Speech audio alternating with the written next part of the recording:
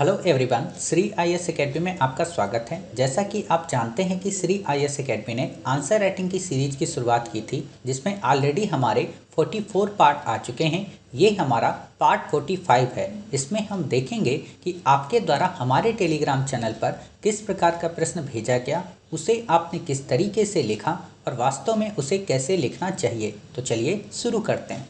जैसा कि आपके द्वारा ये प्रश्न भेजा गया है, तो सबसे पहले हम आपके प्रश्न को पढ़ेंगे, फिर आपके उत्तर को पढ़ेंगे और फिर देखेंगे कि इसे कैसे लिखना चाहिए। आपका प्रश्न है, प्रस्तावना क्या है, इनकी विशेषताओं का वर्णन करें। आपने उत्तर लिखा है, प्रस्तावना हमारे भारतीय संविधान की आईना है। उसमें संविधान का संक्षेप में वर्णन किया हुआ संविधान का संपूर्ण सार निहित है। इनकी विशेषताएं निम्नलिखित हैं। प्रस्तावना का प्रारंभ हम भारत के लोगों से हुई है, जो ये दर्शाता है कि संविधान की संपूर्ण शक्ति भारत की जनता में निहित है। संप्रभु संपन्नता अर्थात हमारा देश पूरी तरह से स्वतंत्र है। ये अपने स्वतंत्र निर्णय के आधार पर कार्य करता है, ना कि किसी बाहरी शक्ति के अधीन होकर। समाजवादी, हमारा संविधान लोकतांत्रिक समाज को दर्शाता है, जो जनता की गरीबी, उपेक्षा, बीमारी, अवसर की समानता को ध्यान में रखते हुए कार्य करती है। धर्मनिरपेक्षता अर्थात देश का अपना कोई धर्म नहीं है, हमारा देश बहुधर्मी वाला देश है और हमारा संविधान सभी धर्मों का सम्मान करता है बिना किसी भेदभाव के। लोकतांत्रिक गणराज्य अर्थात यहाँ की सरकार जनता द्वारा चुनी जाती है, जो शासन का कार्यभार संभालती है। इसके अलावा प्रस्तावना में सामाजिक, आर्थिक, राजनीतिक न्याय, विचार, अभिव्यक्ति, विश्वास, धर्म, उपासना की स्वतंत्रता, प्रतिष्ठा और अवसर की समता के साथ बंधुत्व का भी उल्लेख है, जो राष्ट्र की एकता और अखंडता को मजबूती प्रदान करती है और देश के नागरिकों को एक आदर्श और गरिमामय जीवन जीने का अवसर देती है। अतः विश्व के सबसे बृहद संविधान के आदर्श को हम अपने प्रस्तावना में पढ़कर आसानी से समझ सकते हैं।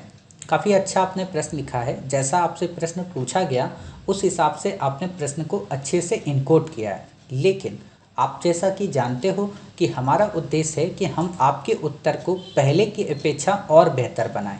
जैसे हम अभी ये देखेंगे कि आपने जो ये प्रश्न लिखा है, इसे और हम कितने बेहतर से लिख सकते हैं।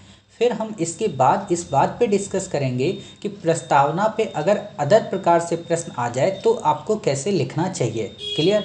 आप इस पूरे लेक्चर को सुनने के बाद प्रस्तावना से रिलेटेड जितने भी टॉपिक्स, डायमेंशंस में प्रश्न पूछे जाते हैं, उनको आप अच्छे से कवर कर सकते हैं। तो पहले हम आपके ही प्रश्न को इनकोड करते हैं। देखिए, आप जब भी इतने सरल प्रश्न को देखें कि प्रस्तावना क्या है और इसकी विशेषताओं का वर्णन करें, तो आप हमेशा किसी न किसी ऐसे ऑथेंटिक पर्सन की परिभाषा को आप डिस्क्राइब कर दें जो कि प्रस्तावना से संबद्ध हो। जैसे आप यहाँ पर ये लिख सकते हो कि जो प्रस्तावना है वो दीर्घकालिक सपनों का एक विचार है। आप जब ये बातें कहते हो तो आप लिख दो कि अल्लादी कृष्ण संविधान सभा के सदस्य अल्लादी कृष्ण स्वामी अय्यर के अनुसार प्रस्तावना एक दीर्घकालिक सपनों का आधार है, जिसमें न केवल भारत के लिए एक मॉडल प्रदान किया गया, बल्कि भारत अपनी यात्रा को किस प्रकार निर्वहित करेगा इस बात के उद्देश्य निहित है। और ये उद्देश्य न केवल प्रस्तावना में निहित है, बल्कि प्रस्तावना के तहत आगे आने वाले फंडामेंटल राइट्स, नीति निर्देशक तत्व और फंडामेंटल ड्यूटीज़ में भी संपादित करने का प्रयास किया गया है, जो कि एक कल्याणकारी राज्य के लिए काफ़ी प्रासंगिक है। क्लियर? अब प्रस्तावना की जब आप विशेषताएं बताओ तो आप ये बताओ कि हमारी प्रस्तावना में न केवल सामाजिक, आर्थिक, राजनीतिक न्याय की बात की गई है, बल्कि प्रतिष्ठा और अवसर की समता की बात की गई। हमारी प्रस्तावना में न केवल लोकतंत्रात्मक गणराज्य की बात की गई है, बल्कि संपूर्ण प्रभुत्व संपन्न की बात की गई है। यह दुनिया की एकमात्र ऐसी प्रस्तावना है जिसमें हम न केवल अपने द्वारा लागू किए गए कानूनों को अपने पर इम्प्लीमेंट करते हैं, बल्कि पूरी तरीके से उसे निर्बंधित भी करते हैं। आप ऐसे इसको दर्शाओगे। देखो, होता क्या है कि जब आप हेडिंग के माध्यम से अपना उत्तर लिखते हो तो इसमें टुकड़े टुकड़े नज़र आते हैं। आपको अपनी इन हेडिंग्स में टुकड़ों को नहीं दर्शाना है, आप इसको हमेशा पैराग्राफ में लिखिए। हेडिंग क्या होती है? हेडिंग की बातें आती हैं जब आप ग्रेजुएशन और पोस्ट ग्रेजुएशन करते हो, वहाँ पर आप हेडिंग लिख सकते हो। बट यूपीएससी में हेडिंग्स की डिमांड इतनी नहीं होती। हाँ, अगर आपका टॉपिक काफ़ी जटिल है तो आप हेडिंग दर्शाएं, लेकिन अगर आपका टॉपिक सरल है तो आप गद्य में लिखने की कोशिश करें और उसको पैरा के अनुरूप बदलने का प्रयास करें। जैसे आप ऐसे लिख सकते हो, इन्हीं बातों को, आप ही की बातों को हम इनकोड करते हैं। आपने जैसे लिखा, यहाँ पर आपने जब बता दिया कि कैसे दीर्घकालिक सपनों का एक सार है या विचार है, तो आप यहाँ पे नीचे से लिखो, प्रस्तावना न केवल भारतीय संविधान की प्रकृति के बारे में दर्शाती है, बल्कि ये इस बात का भी आह्वान करती है कि भारत में संविधान का जो निर्माण है वो किनके द्वारा किया गया, या भारत में जो संप्रभु हैं वो कौन है। इसमें न केवल सामाजिक आर्थिक न्याय की बात की गई, बल्कि विचार, अभिव्यक्ति, विश्वास, धर्म और उपासना की स्वतंत्रता की बात की गई। यह न केवल प्रभुता और संपन्नता की बात करता है, बल्कि बंधुत्व की भावना को बढ़ावा देने की भी बात करता है। इसमें न केवल हम राजनीतिक स्वतंत्रता की बात करते हैं, बल्कि आर्थिक की स्वतंत्रता की ओर उन्मुख होने का प्रयास करते हैं। ये सारे प्रावधान केवल और केवल भारतीय संविधान की प्रस्तावना में ही उल्लिखित नहीं है, बल्कि इनको विस्तृत रूप देने के लिए संविधान के कई भागों में हमारे संविधान निर्माताओं ने विस्तृत रूप प्रदान किया। चाहे वो मूल अधिकार की बात हो, चाहे नीति निर्देशक तत्वों की बात हो, या फिर मूल कर्तव्यों की बात हो। ये न केवल इस बात को दर्शाता है कि राज्य का नागरिकों के प्रति क्या कर्तव्य होगा, बल्कि ये इस बात को भी दर्शाता है कि नागरिकों का राज्यों के प्रति क्या कर्तव्य होगा।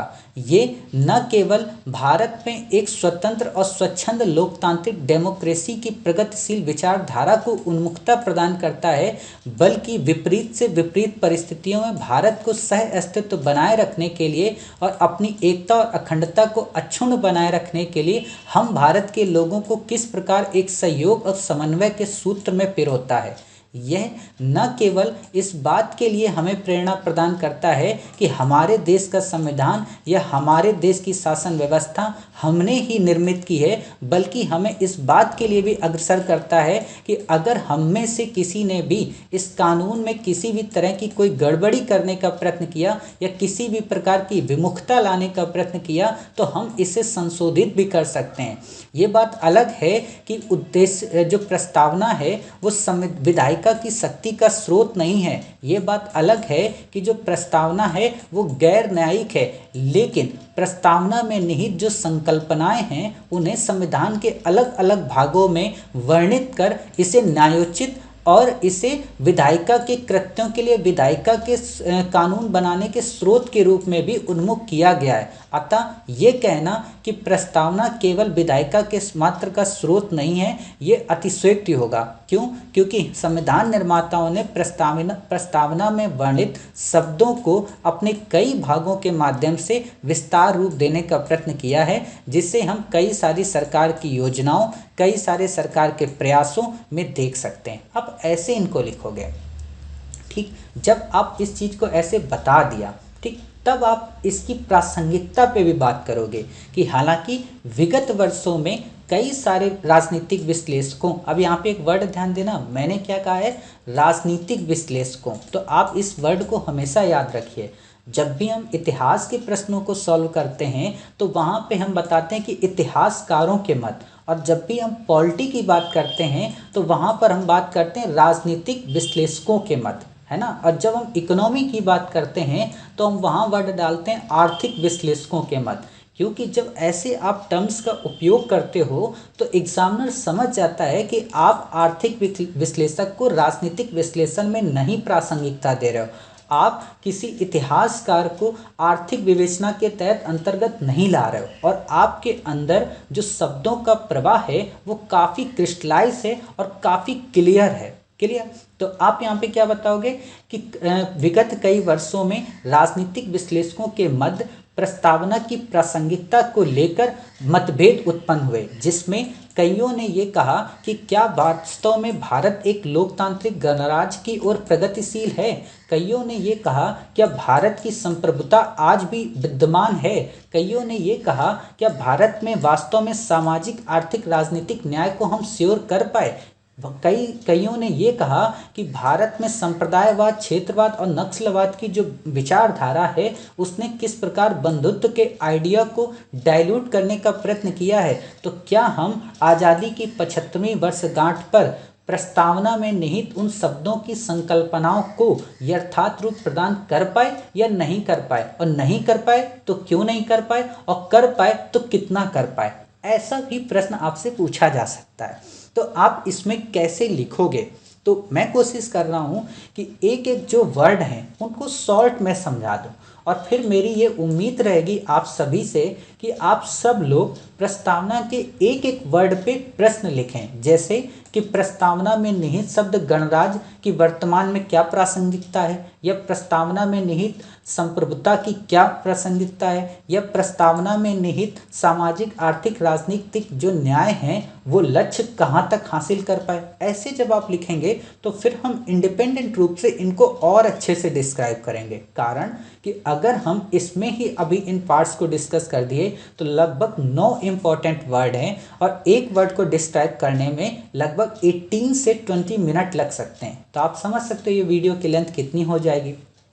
मैं बस आपको बेसिक फीचर बताकर आपके माइंड्स में कुछ लूप होल्स डाल दूंगा, ब्लॉक्स बना दूंगा, ताकि जब आप इस विषय को कहीं से भी पढ़ें तो आपके अंदर एक अच्छी समझ डेवलप हो जाए। क्लियर?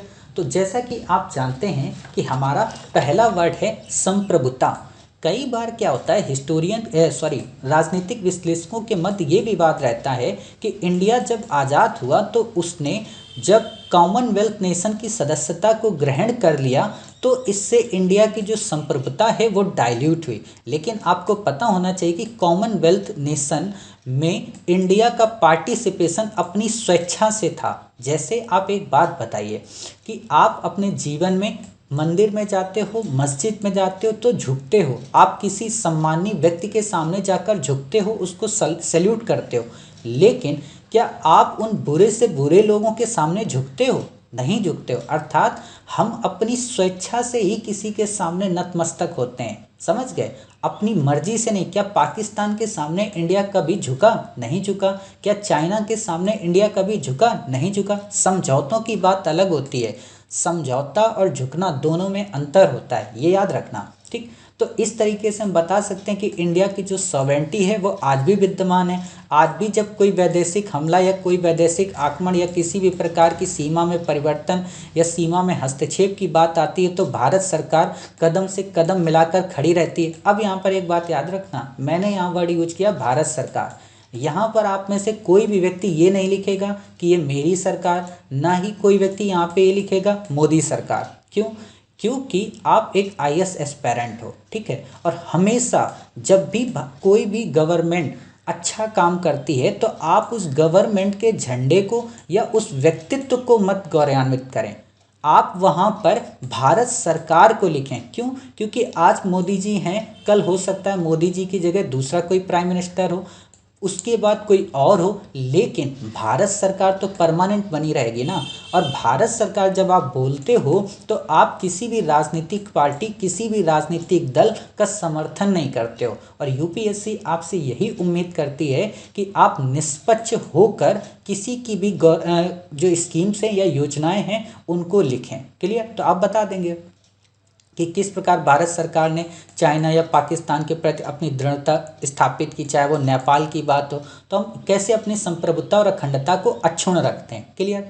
तो यानी कि आज भी ये प्रासंगिक है। दूसरी चीज़ आती है समाजवादी। कई सारे लोगों का मानना है कि वर्तमान संदर्भ में भारत सरकार जिस प्रकार क्रोनिक कैपिटलिज्म को या पूंजीवाद को प्रमोट कर रही है, इससे हमारी समाजवाद की जो संकल्पना है वो बाधित हो रही। तो आपको यहाँ पर ये ध्यान रखना चाहिए, ये बात ठीक है। आप जब लिखोगे इस प्रश्न को तो आप ऐसे लिखोगे, ये बात ठीक है कि वर्तमान संदर्भ में सरकार के द्वारा निजीकरण को प्रमोट करने से कई सारे राजनीतिक विश्लेषकों को ये लगने लगा है कि भारत में समाजवादी संकल्पना बाधित हो रही है और पूंजीवादी विचार हावी हो रहा। किंतु स्मरणीय हो कि भारत सरकार के द्वारा चलाई जा रही कई सारी स्कीम जो सामाजिक न्याय को श्योर करती हैं, चाहे आयुष्मान भारत स्कीम हो, चाहे आत्मनिर्भर भारत की बात हो, चाहे वयोश्रेष्ठ सम्मान की बात हो, या फिर मातृत्व लाभ अवकाश की बात हो, ये या मनरेगा की बात हो, ये या आप देखोगे सम्मान निधि की बात हो, ये सारी जो चीज़ें हैं या जो सभी स्कीम्स हैं, चाहे सौभाग्य स्कीम हो, ये सब कहीं ना कहीं समाजवादी प्रेरक तत्व को प्रमोट करती हैं। अतः ये कहना कि पूरी तरह से भारतीय संविधान में समाजवाद का जो तत्व है वो डाइल्यूट हो गया, ये बाधित हो गया, ये अतिशयोक्ति होगी। आंशिक रूप से जरूर इसमें कहीं ना कहीं कोई दिक्कतें आई हैं, लेकिन पूर्णतया नहीं कह सकते। और कोरोना के टाइम पीरियड में भारत सरकार का बढ़ चढ़कर आगे पार्टिसिपेशन करना, कोरोना वैक्सीन को फ्री में हर एक पर्सन को प्रोवाइड कराना, ये किसी राज्य की समाजवादी संकल्पना को ही यह साकार रूप प्रदान करता है। क्लियर, आप ऐसे लिख सकते हो। तीसरा आता है धर्मनिरपेक्ष और पंथ निरपेक्ष। कई बार ये डिबेट रहती है कि वर्तमान संदर्भ में भारत सरकार के प्रधानमंत्री नरेंद्र मोदी जी का श्री राम जन्मभूमि में जाना भारत की धर्मनिरपेक्षता या पंथ निरपेक्षता को वायलेट करता है। आपसे इंटरव्यू में प्रश्न पूछा जा सकता है, इस वर्ष जो लोग इंटरव्यू देंगे, कि क्या नरेंद्र मोदी जी जब श्री राम जन्मभूमि में गए तो क्या उससे भारत की धार्मिक संप्रभुता भारत की धर्मनिरपेक्षता या पंथ निरपेक्षता का कॉन्सेप्ट वायलेट हुआ? तो अगर आप बेहतरीन एक एस्पायरेंट हैं और आपके अंदर अच्छी सी डिप्लोमेसी है तो आप इसमें अच्छे से बता सकते हैं कि सर, प्रधानमंत्री नरेंद्र मोदी जी का श्री राम जन्मभूमि में जाना ये उनका व्यक्तिगत निर्णय था, ना कि भारत सरकार का। ये उनका व्यक्तिगत धर्म था, ना कि भारत सरकार का राजधर्म। क्लियर। और वैसे भी राम जन्मभूमि में जब वो गए तो उन्होंने ये नहीं कहा कि आज से भारत सरकार का जो राजधर्म है वो प्रभु श्री राम की पूजा करना है। उन्होंने व्यक्तिगत रूप से भारतीय जनमानस को प्रमोट किया कि हमें राम के व्यक्तित्व से, राम के आदर्शों से कुछ सबक लेना चाहिए। और वैसे भी जब पर्सनालिटी कोई भी अच्छी हो, चाहे वो प्रभु श्री राम की बात हो, चाहे वो मोहम्मद साहब की बात हो या फिर ईसा मसीह की बात हो, अगर उनकी पर्सनालिटी के जो अच्छे विचार हैं अगर हम उन्हें अडॉप्ट करते हैं तो हम किसी एक धर्म के धागे में नहीं बंधते। और वैसे भी भारत की जो धर्मनिरपेक्षता की छवि है वो आज भी गतिमान है, आगे भी गतिमान रहेगी और भविष्य में भी ऐसी ही रहेगी। क्लियर। आप देखते हो कि मार्क ट्वेन का क्या कथन है कि भारत धर्मों की भूमि है, वेदों की माता है, पुराणों की दादी है और परंपराओं की परदादी है। तो आप ये बता सकते हो कि किस प्रकार हिंदुओं के मंदिर की घंटियों के साथ साथ अजान भी एक अच्छी सुबह का एहसास दिलाती है। आप ये सारी चीज़ें बता सकते हो। तो इससे क्या होगा कि भारत की जो पंथ निरपेक्षता है वो आज भी बनी है। भारत की पंथ निरपेक्षता का मतलब ये होता है कि स्टेट का क्या धर्म है। व्यक्तिगत रूप से योगी आदित्यनाथ जी किस धर्म को मानते हैं इससे इम्पैक्ट नहीं पड़ता। क्या उत्तर प्रदेश सरकार का राजधर्म क्या हिंदू धर्म बन गया? तो नहीं, वहाँ पर सभी धर्म आज भी इक्वल हैं और किसी भी स्टेट में आज तक इंडिया के किसी का अपना एक नेशनल रिलीजन नहीं है, ये याद रखना, जो कि सबसे बड़ी बात है। जबकि आप वर्ल्ड के अलग अलग कंट्री में देखोगे उनका अपना एक राष्ट्रीय धर्म है। किसी का ईसाईयत है तो किसी का आप देखोगे यहूदी को प्रमोट करते हैं, तो कोई अपना समाजवाद को मानता है। सबके अपने अलग अलग धर्म हैं। तो आप देख सकते हो, ठीक, इंडिया में धर्मनिरपेक्षता नहीं डायल्यूट हुई। तीसरा है लोकतांत्रिक। कई बार लोगों का ये प्रश्न है कि भारत में इस समय अराजकता बढ़ रही है, भारत में इस समय हम ये कह रहे हैं कि लोकतांत्रिक प्रक्रिया बाधित हो रही है और भारत में एक तरीके से तानाशाही को प्रमोट किया जा रहा। अब आप बताइए, जब आप तानाशाही वर्ड यूज करते हो देश की सरकार के लिए, किसी के लिए, तो क्या आपको नहीं लगता कि आप तानाशाही वर्ड बोलकर खुद को कितना अल्पज्ञानी दर्शा रहे हो? तानाशाही उसको कहते हैं जहाँ पे वोटिंग की प्रोसेस ना हो। अगर आज भी सोचो कि भारत सरकार की, मोदी सरकार के पास इतनी सीट्स हैं लेकिन फिर भी पश्चिम बंगाल में चुनाव जीतने के लिए अमित शाह जी को एडवर्टाइज करनी ही पड़ती है। कर्नाटक में अगर उनको चुनाव जीतना है तो एडवर्टाइज करनी है। ऐसा नहीं कि कर्नाटक की संसद को उन्होंने भंग कर दिया, कर्नाटक की विधानसभा को भंग करने के बाद उन्होंने अपने आप हस्तक्षेप करके शासन को संभाल लिया, ऐसा नहीं है। अर्थात भारत में आज भी डेमोक्रेसी प्रक्रिया के तहत हम भारत के लोगों को ध्यान में रखते हुए चुनाव संपन्न होते हैं प्रति 5 वर्ष में, और उसमें बहुमत के आधार पर निर्णय लिया जाता है कि सरकार किसकी बनेगी। ये बात ठीक है कि आज भारत में कई सारे राज्यों में बीजेपी का प्रभुत्व है, लेकिन दूसरी ओर ये बात भी सही है कि बीजेपी शासित राज्यों के अलावा देश में उसी के समांतर कई सारे राज्य ऐसे हैं जहां पर बीजेपी का शासन नहीं है, जो कि लोकतांत्रिक प्रक्रिया का एक जीता जागता उदाहरण है। क्लियर, आप ऐसे दर्शा सकते हो।